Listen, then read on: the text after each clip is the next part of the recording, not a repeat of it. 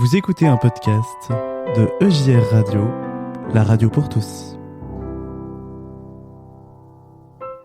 C'est l'heure du conte. Confiance.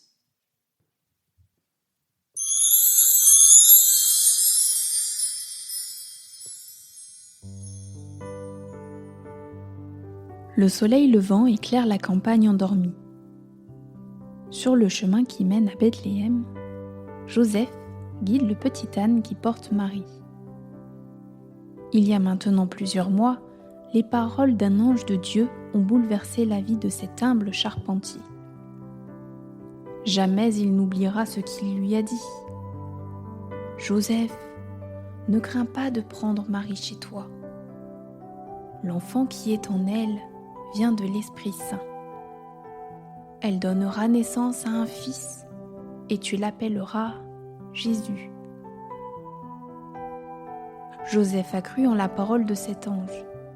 Bien sûr, il se sentait faible et petit face à cet appel extraordinaire, mais il savait que Dieu ne l'abandonnerait pas.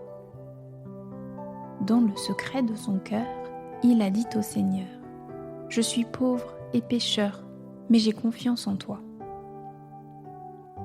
Les mois ont passé et le ventre de Marie s'est arrondi. Sur la route bordée de pâturages, Joseph sait qu'il marche à côté de son Sauveur.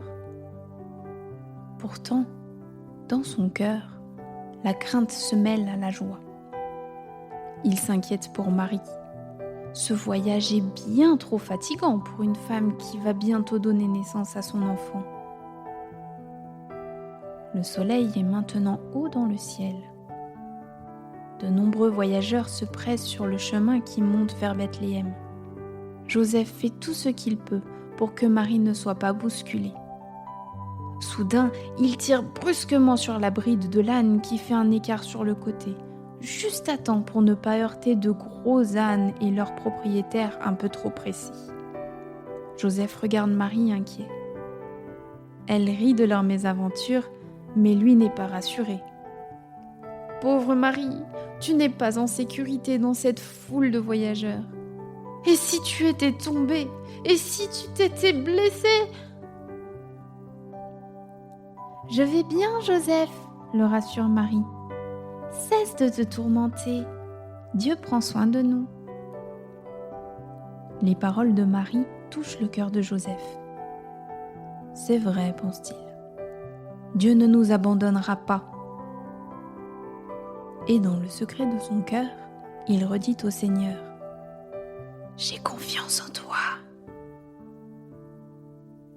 Joseph et Marie reprennent leur route. Bientôt, ils arrivent à Bethléem. Joseph hâte le pas dans les rues du petit village. Le soir tombe et il a hâte de mettre Marie à l'abri. Hélas, à l'auberge, il n'y a pas de place pour eux. De nouveau, Joseph sent l'inquiétude le gagner. Les nuits sont froides. Marie sent que la naissance est proche et ils ne connaissent personne dans ce village de Judée. Ils frappent à la porte d'une maison pour demander l'hospitalité. Une vieille dame lui ouvre la porte et répond : « Navré, mon pauvre homme, je ne peux pas vous loger cette nuit, la maison est remplie. » Joseph ne décourage pas.